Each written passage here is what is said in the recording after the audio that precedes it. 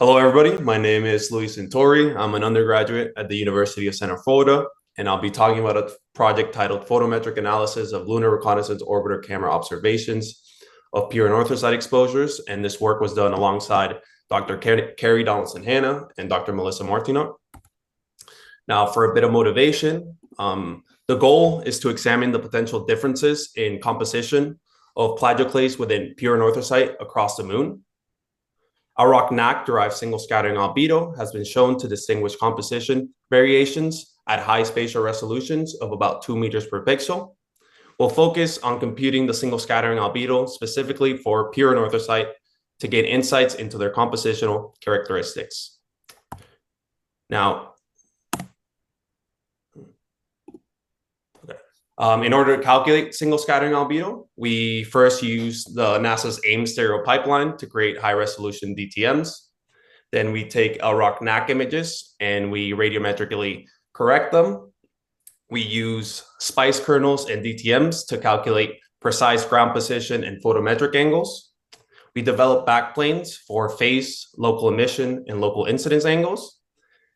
We map project those NAC images, and then we minimize a simplified version of the Hapke model to determine optimal values for single scattering albedo value and the B parameter. Now, a little bit on the Hapke photometric model. Here's the equation we're minimizing. On the table, you can see the assumptions we're making and where we got those assumptions. This model has been used in Klett-Watkins et al. 2016 and by others. Now, a little bit on single scattering albedo. Single scattering albedo is the ratio of scattering efficiency and total extinction efficiency. Single scattering albedo depends primarily on composition and maturity. A single scattering albedo greater than or equal to 0.5 are likely areas of pure anorthosite. Here in the plot on the right, we have single scattering albedo in the y-axis and mafic content on the x-axis. As you can see, we have a negative trend between single scattering albedo and mafic content, with regions with higher mafic content having lower single scattering albedo. Overall, we see more immature areas plotting with higher single scattering albedo, and pure anorthosite on the left having a single scattering albedo of about 0.58. Now, for the M-cube and diviner regions of interest, visible to near infrared spectra of iron-bearing crystalline plagioclase displays an absorption band centered between 1.1 and 1.25 microns, as seen on the M-cube spectra on the left. The detection of plagioclase by the 1.25 micron band constrains the plagioclase content to pure, greater, so 98% or more volume percent, and crystalline, referred to as pure crystalline plagioclase or purest anorthosite.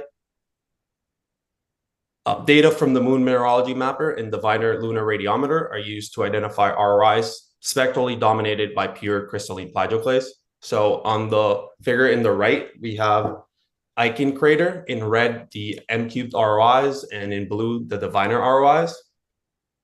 For our analysis, we're looking at the largest diviner ROI. Now, for the craters we're investigating in this study, we're looking at 11 different craters. In orange, you have craters that fall in the phospathic highlands terrain. In blue, in the Prosolarum creep terrain, and in red, the South Pole Aiken Basin terrain. These 11 craters had large enough pan exposures and enough LROC NAC data for us to conduct our analysis. Now, for our analysis, alongside the derived single scattering albedo values, we also extracted values for iron content, slope, optical maturity, and rock abundance over our ROIs to see if there was any relationship between single scattering albedo and these other values. For the figure, we have South Ray crater and all the respective maps of the values we're looking at. The color scheme is the same for all the maps. So warmer areas are of higher value and cooler areas are of lower value. Oh, excuse me.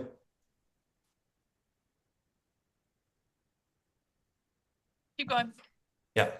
For our statistical analysis, since we're only looking at 11 craters and we only have 11 ROIs, we use the Kendall-Tau test that makes no assumption of the distribution of our variables.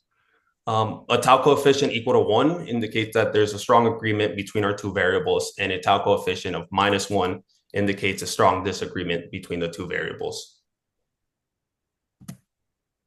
For a single scattering albedo and FEO, we derived our FEO values from the Kaguya FEO map. In the figure, we see single scattering albedo on the y-axis and FEO on the x-axis. For the remaining of the plots, we'll see single scattering albedo on the y-axis. The colors here represent the geochemical terrains which these craters fall under, but we have a tau coefficient of -0.31, which indicates a weak negative correlation. For single scattering albedo and optical maturity, we derived our values from the Kaguya OMAP map, and we have a tau coefficient of 0.86, which indicates a strong positive correlation. I'd like to note that optical maturity, higher optical maturity values are more immature regions, and lowers are more mature regions. Now, for single scattering albedo and slope, we derived our slope values from the digital terrain models.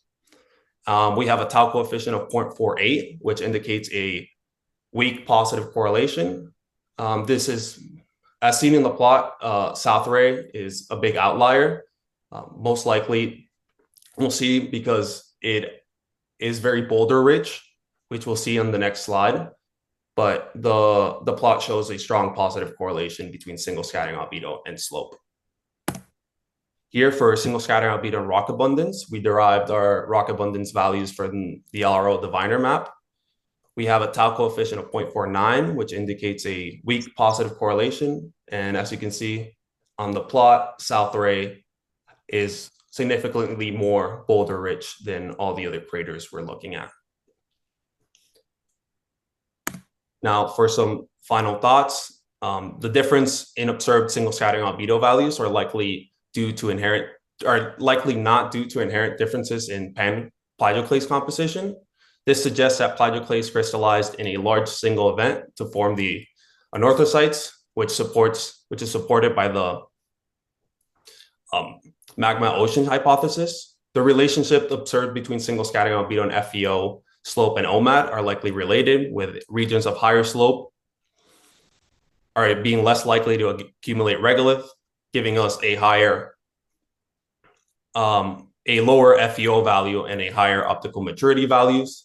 But further analysis is needed to understand their interdependence. And these are my references.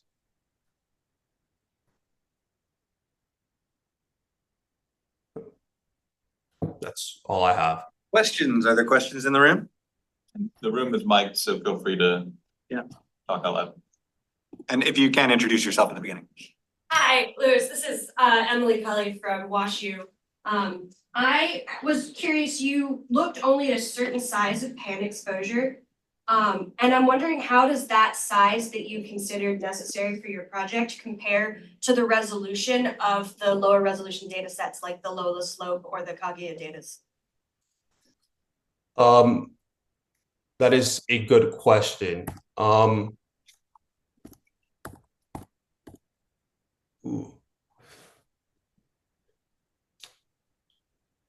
Could you repeat the question? Totally. So at the beginning, when you were saying you were looking at the M cubed and the diviner data, you said that there was a certain amount of exposure that was necessary for you to consider that ROI. How does that size of exposure compare to the footprint of the data sets that you use in the analysis? Like, so at least for the ROIs, I guess the areas we're looking at, we needed at least a whole diviner pixel to cover that region. Okay, great. Yeah. Does that answer your question? Yes, Okay. thank you.